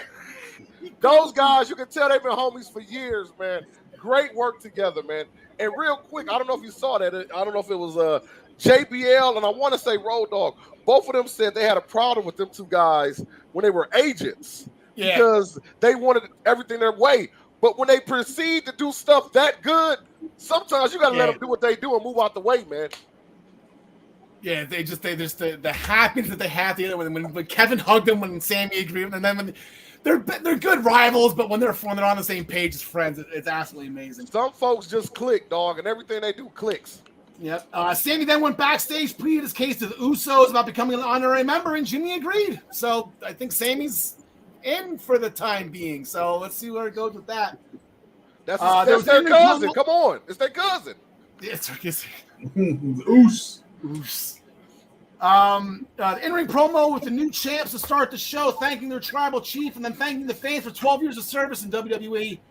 But they didn't need the fans. All they needed was each other because they are the ones. Interrupted by Nakamura challenging the Usos to a tag title match with Riddle, who stormed the ring and took care of them. They had last night on Raw, John DeConnie, if you want to run through this real quick, they had a Champions Contenders match against the Usos. Yes, indeed. Yes. Yeah, it was the Ronin and the Bronin getting together, and they would defeat the Usos by DQ when Jimmy just decided he had had enough of the match and took Riddle's scooter and whacked him with it. So afterwards, they were setting, Riddle was kind of out of the way for a second. They were setting Shinsuke up for a double Uso splash. Shinsuke kind of gave a jumping roundhouse kick to knock Jimmy off. Riddle recovered quick enough to get to the other corner and pull Jay off for a super RKO to end that segment, and the Ronin and the Bronin come out on top. Yeah, it sounded like that they said they're looking for vengeance on SmackDown. I don't know if they're going to have this tag team championship honor on SmackDown, Deshaun, but do you think the Usos are going to lose it right away to these two? Hell no, man. Hell no. Listen, I'm not even going to lie to you. I'm a huge bloodline mark. I was there in Grand Rapids when they unified the titles. Ain't no way they're losing it this early, man. Especially when we got Roman, that we know his schedule is kind of changing right now. They're going to put a lot more behind the Usos, I believe, in the next couple months. So ain't no way in the world they're losing the belts yet. I completely agree. Also, last night on Raw that wasn't Hell in the Cell related, Alexa Bliss defeated Doudrop after Twisted Bliss. And on Miz TV, where there was a huge announcement, Deshaun, I don't know if you heard the huge announcement, that Maurice will be on Raw next week to promote the series, the season premiere of Miz and Mrs. on USA Network. I ear to ear, absolutely great. Hey, I'm not leaving the crib till next week because I don't want to miss it. I'm going to stay right here. I'm not leaving the house. I'm not even taking a shower. I'm just sitting right here. The Street Profits were the Miz's guests after they had some fun at Miz's expense. The 24/7 title picture that spilled into the ring. T-Bar and Apollo Crews now part of this chase. Tamina hit a Samoan drop on Dana Brooke to win the title. Then she was quickly swerved by a jilted Akira Tozawa. Good for him. Who rolled her up. Check one for Akira Tozawa to win the 24/7 title. And then he got the hell out of there. So that will take us right now to double or nothing. Listen to me. I'm still amped about that show. Deshaun, was that not one of the best shows you've seen in a very long time? I had a ball. I actually went to go see it. They show them at the movie theaters now. Went to go see it with people, and man, it was amazing, dog. People were complaining about how long it was. Hey, but it was worth it. Everything was worth it, man. I did actually look it up. I think the show is about 4.5. The record is WrestleMania 35. 5 hours, 20 minutes. I was hoping Double or Nothing could pull it off, but didn't get the job done. So show, man. Here are our WWE only standings. Ryan Joy, he went perfect at WrestleMania Backlash. Maggie May and John DeConnie right behind him. John Smith, Gary, myself, Travis. We're already playing catch up to the Joy family. They just do not miss when it comes to WWE pay-per-views. The Brock Lesnar rule might be in effect if Roman Reigns does not have to defend the title. Whatever match will main event will get the 5-point main event point value. All other title matches will be 3. Non-title matches will be the 1. Any match that's in Hell in a Cell. Right now we only have the 1. Usually we have 2, so I don't know if they're going to add anything last minute on SmackDown. Right now it's just Cody and Seth. That match will get a 10-point bump. The kickoff matches do not count. Right now, the perfect pay-per-view bonus is at 11, but if Cody and Seth actually end up main eventing this thing, that'll get bumped up to 15. And of course, as always, Hell in a Cell is sponsored by Hell in a Cell for all of your cell phone needs. I do not know. I believe the coordinates are there on the bottom of the screen. I do not know where this place is. It does not look like it's stateside. But Deshaun, I know you always got your cell phone worked on at Hell in a Cell. Always, man. Nothing like Helena Cells, man. You see, we working on our Espanol right now, man. Exactly. We go back and find out about the man. I saw what you did there. That segue. I think it's in Guatemala, to be honest. Oh, I can't well, remember. damn. Don't cancel me. Don't cancel me, cancel culture. Sorry, my bad. Becky Lynch started the show last night with an in-ring promo. She said she created a selfish entitled monster when she gave Asuka the Raw Women's title back in 2020 after Money in the Bank. Here comes Asuka calling Becky big time baby, prompting Bianca to come out and say, girl, So Becky took a cheap shot on Bianca, which prompted a fight. Becky got tossed out of the ring. The match ended up being Bianca defeating Asuka after reversing Mahi Straw's cradle into the Raw roll-up. Check one for Bianca. Post-match attack by Becky Lynch. So we have a triple threat match. I'm actually genuinely excited for this, Deshaun. I kind of half wanted to see this in the cell.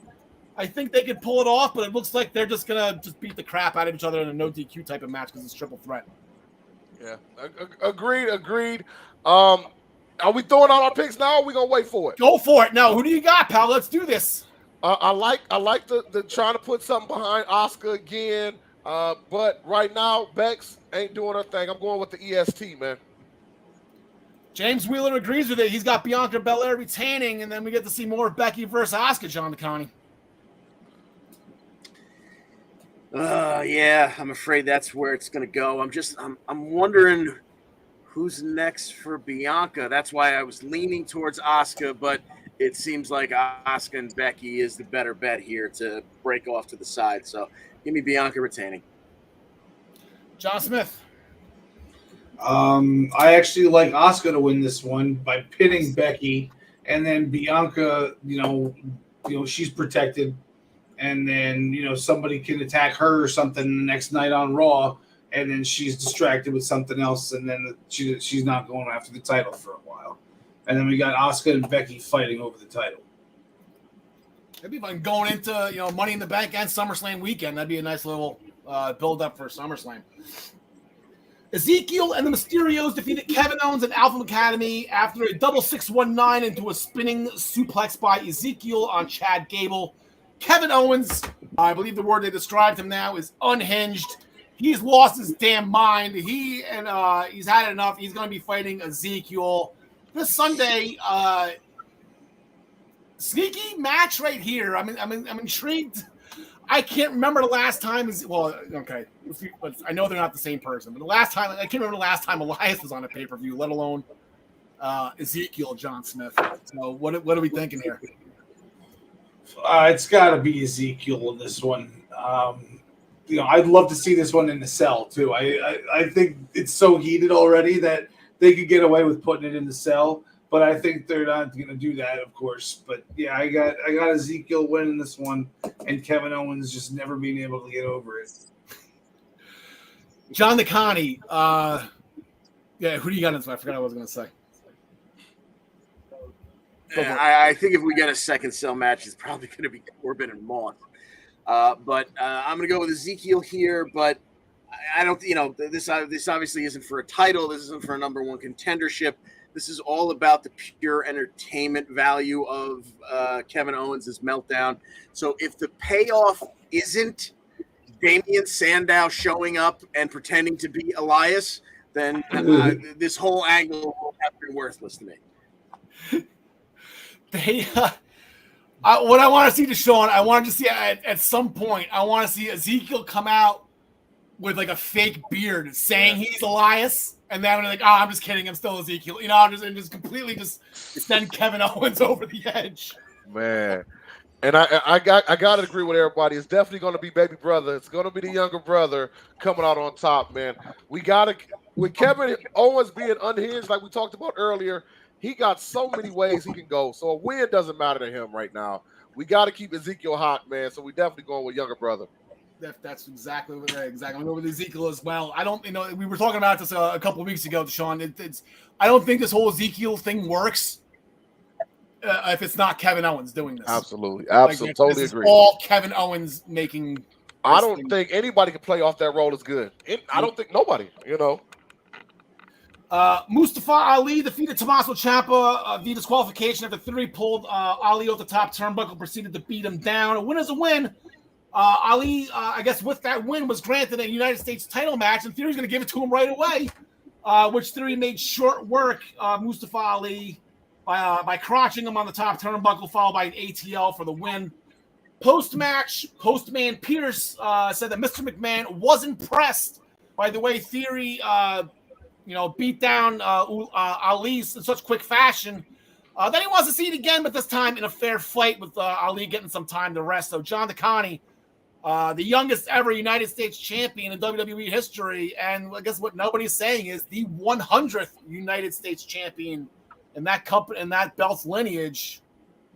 Theory is going against Mustafa Ali in Chicago, where Ali is from. That is a significant part of the storyline, although it was just kind of mentioned in passing on TV. And quite frankly, this whole Theory thing, I just don't know. I don't know what their plan is for him. Obviously, he's a blue chipper. He's the future, this, that, and the other thing. But every time it seems like he's Vince McMahon's guy, and Vince McMahon's going to allow him to go out there and be the heel that he is and get over. Vince does something like, well, now I want to see it fair. I want to see a rematch. I'm sure Theory would have been fine with saying, like, look, I beat him. Sure, I might have beat the hell out of him through a commercial break beforehand and then just made quick work of him. But, it's over. I'm done with him. No. Vince wants to see this one in a rematch. He wants to see it fair. What the hell is this storyline with Vince and Theory? Is he his boy? Does he love him? Or does he, love to hate him because he's torturing him? It makes no sense, but Theory's not losing, even though it's Chicago. The 100th United States champion retains here. Deshaun, tough promo to follow there. Man. Well, I'm in total agreement. I'm going with Theory, and I'm going to tell you why. One, you just said it, because they're in Chicago. WWE historically likes to make a fool of somebody in their hometown. They got to teach a lesson. And don't get it twisted. Behind the scenes, WWE is still going to make Ali pay for when he was trying to get out of his contract. They're going to beat him down a little bit first before they ever push him back up, man. So we going with Theory on top. John Smith. Yeah, I was going to say this has more to do with them crapping on Ali than bringing up Theory. I think Ali loses at home. You need a squash just to prove a point? They can't give him a squash. I want to see Ali go. I want to see this match. Actually, I'm intrigued on how this match goes, but I got Theory all the way as well. There was a contract signing last night for the handicap match that ended in a brawl, of course, just like they all do, where Bobby and Omos took they looked Royal Rumble ready last night. They took every single security guard and threw them over the top rope with both feet touching the floor. So they look good to go come January.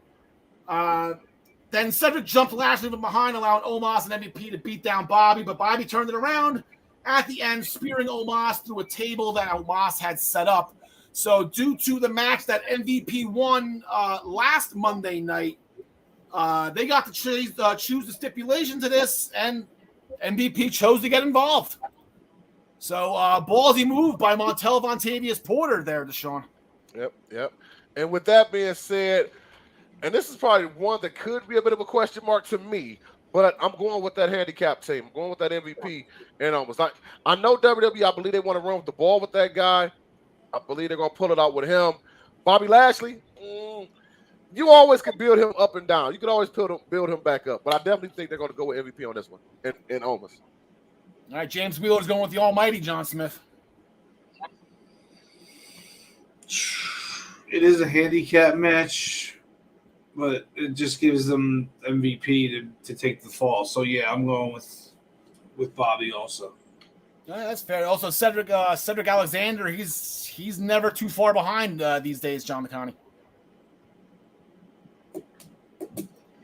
That is also true. So yeah, it looks like everything. It looks like it's almost a 3-on-1 against Bobby, which would almost tell you, well, they're setting Bobby up to, make this incredible victory out of it. But they just put MVP with Omos. That's got to be for a big push for Omos because he needed that mouthpiece. So you can take Bobby off TV for a couple of weeks, give him a nice half a summer vacation, and when he comes back, he's still Bobby freaking Lashley. He can go right to the top of the card, in the blink of an eye. It's gonna be Omos going over here at the pay-per-view. Yeah, I got Omos and MVP as well. It's as simple as this. It's a numbers game. It's MVP's. MVP picked the stipulation. He's got a plan. He's gonna get this done. I'm sure Cedric will be involved, but yeah, I think this is gonna be Omos MVP. Liv Morgan, I spy a Jersey girl. She got the win. All right, Liv got the win on Rhea Ripley with a backstabber. Post-match attack by Damian Priest on AJ Styles. But then when Priest turned his attention to Liv, which prompted Finn Balor to thwart the attack, allowing all three of them to get shots in on both Priest and Ripley. With Edge nowhere to be found, we have a mixed tag team trios match. Just like we had a double or nothing. I don't say they're ripping off AEW. I'm sure this was in the game plan the entire time. But we got Judgment Day against AJ Styles, Finn Balor, Liv Morgan, John DeConnie. First of all, Al, it's the Judgment Day. But The Judgment more Day. I have that importantly, it's on the ticker on the bottom. It does there.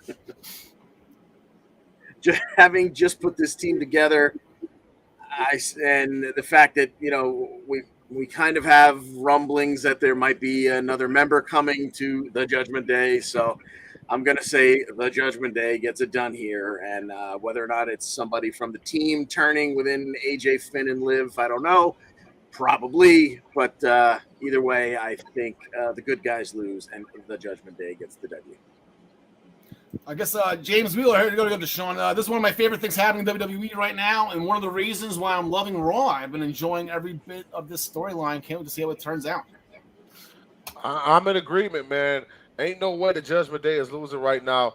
Unfortunately, Liv, I know that's your girl. That's the weak link, dog. You can keep Balor, you can keep AJ, but Liv is the weak link. The Judgment Day go up. John Smith. Yeah, they're not going to lose their first match as a unit. I got the Judgment Day winning. Yeah, I completely agreed with that. And then, unless they add something on Friday, I'm assuming this is going to be the main event because this is the only Hell in a Cell match on the card. There was an in-ring promo with Cody recapping. He's not a very big Cody Rhodes fan there. Recapping the recent history with him and Seth, but here comes Seth walking through the crowd, saying he doesn't want Cody in WWE.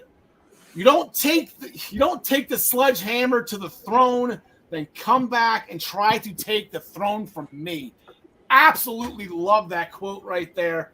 They ended fighting around the crowd. They'll fight in the cell this Sunday. And then during this melee, I spy Curtis Axel. I saw the Daivari brothers. Like I saw Arya and Sean Daivari trying to break everything up. And I want to say, where is the comment here? James, he was throwing something. Yeah, today's headlines: Arya Daivari, Curtis Axel back as producers as they tried to restore order between. Yep. And then we had one more note from James. Let's just get his. There we go. He left out a comment. So there you go. Anyway, Deshaun, Hell in the Cell. Do you like these type of matches? It's a yearly tradition. I do. We have two veterans in this. Regardless, I mean, these are two correct guys, I believe, to pull this match off. I do. I'm a big fan of Hell in a Cell. To be honest, though, I don't even think they should have had a third match. I mean, Cody beat him twice. I know the whole grab the tights thing, but they didn't really play that up a whole lot. But I'm going to go. Well, we got to go with Cody. I'm going with Cody. Cody ain't taking the L.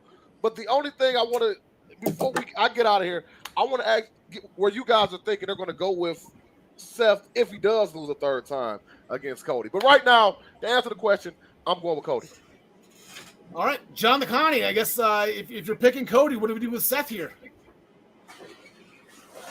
Yeah, it's really tough. You know, I said, a month ago, more than a month ago, I thought that they were going to put the world titles together, but then I thought they would do so. They would give Raw a champion. You know, we had this inkling that Roman was going to be off TV for a good portion of the summer. And, you got 3 hours of Raw on Monday, and everyone who's on there is, other than Theory, the guys aren't fighting for anything. There's no title there. Now the tag titles are gone too. So if there was some kind of structure in place where we're going to have some mini tournament to crown a new champion, I would say maybe Seth takes it here. If that would put him into the finals or something like that, and then Cody could come back later. But with really nothing on the line, I think you got to keep Cody's momentum going forward because it feels like he's going to be a champion at some point. You brought him back, with all the pomp and circumstance. So I'm going to go with Cody. But getting to the question, the secondary question at hand here, I have no idea what you do with Seth Rollins. Do you take him off TV for a little while? You give him a little break? I mean, I don't think you necessarily need to repackage him. His ridiculous suits and his, Joker cackle are working for the guy. But you lose 3 times to the same guy, and there's nothing else going on that brand. I honestly have no idea what you do with Seth next. Yeah, John Smith, Seth tends to have these little, I don't want to say hissy fit mental breakdowns. Like I don't know why the Survivor Series that he lost, and that's what caused him to snap at the beginning of all this. He doesn't take losses well. And I said it's 3 in a row. It's tough to beat a team 3 times in a row in one season. Cody Rhodes looking to do it. Well, the way I see it is that Seth is the WWE guy, and when it's all said and done, the WWE guy comes out on top. And also, Cody is trash. So, for these reasons, I am picking Seth Rollins. There's no way you could have him lose 3 times to the guy that left and talked all this crap and then comes back and then just starts to just win everything. No, and it's not even has nothing to do with my bias against Cody because Seth Rollins is my second most hated wrestler in wrestling. So a winner is me because I get to go to bed early on Sunday night. There you go, John Smith. The winner is you, Hell in a Cell. Yeah, I got Cody. Cody's. He's not going to lose until Roman drops him, and I hope Roman's the one that does it. So that'll do it. Here are we have a competition that we started at the beginning of the year, Deshaun. I'm sure you heard us talking about it. The Raw roll-ups. We've been keeping track this calendar year. These are the ones that we had this week. Like I said, Britt Baker, first time in history, 2 roll-ups in 1 week. First on Toni Storm. Then again in the finals on the pay-per-view against Ruby Soho, who got one on Statlander. Trey Miguel, Bianca Belair, Akira Tozawa. They all got it. So here are the roll-up standings after last week. Raw, AEW tied them going into last night, and Raw said, girl, Bianca Belair is the one that took back the lead. Xavier Woods still in the lead with 5 due to his new finisher being the Raw roll-up. Good for him. And then Tamina notched up her 3rd. She broke a 16-way tie. She's now tied with Butch chasing The Miz. The Raw roll-up. You get what we're talking about here? Nice. You just stay down for no reason. Nice. Nice. So that's where we're going into next week. And let's get some announcements in here. Before we get back, we're going to do early Money in the Bank predictions. So, guys, get your thinking caps on while I roll through this. The primetime rundown. There we go. Primetime rundown for regular season programming has concluded and will resume its second summer schedule, which begins Monday, June 6th at 7 p.m.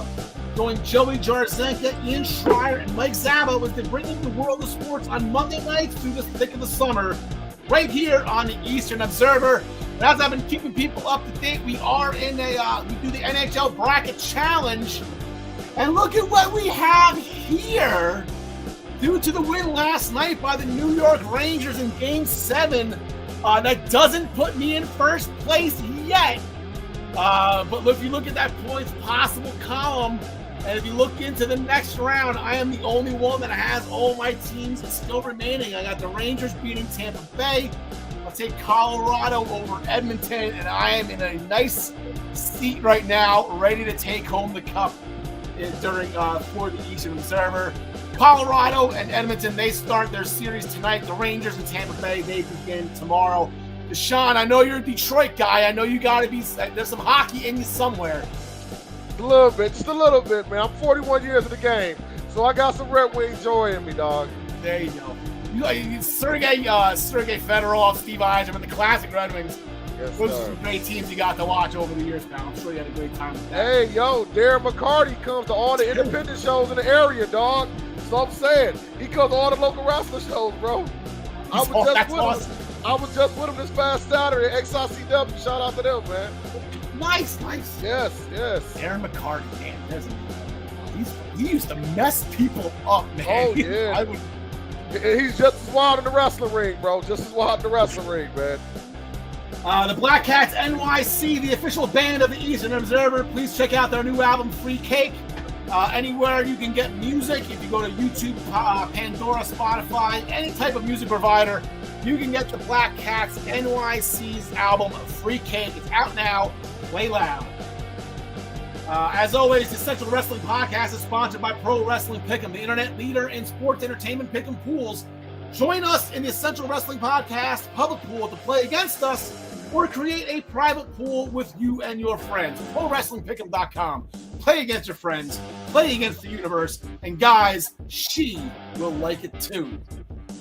Join us back here next week, episode 104 of the Essential Wrestling Podcast. We will be recapping In Your House. We will be recapping Hell in a Cell. AEW is going to be turning over, I guess, a new season of their own. Right? I guess Hell in the Cell, Double or Nothing. I mean, Deshaun, that was as close to a WrestleMania card as you could possibly get. We kind of don't know what their big show was going to be, but I think after last night, I think it's settled right now. Double or Nothing is their big show. So absolutely incredible.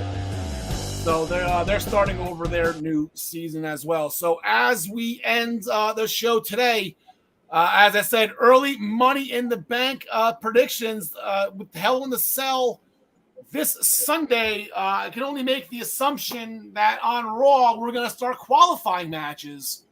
So, Deshaun, we'll lead with you. Men's, women's, both, either or. Early Money in the Bank winners for the show. It's such a toss-up, man, but I'm throwing it out there right now. No more man down here, Mr. Smith, is not a fan. But you know what I'm going with. The American Nightmare. Some way, somehow.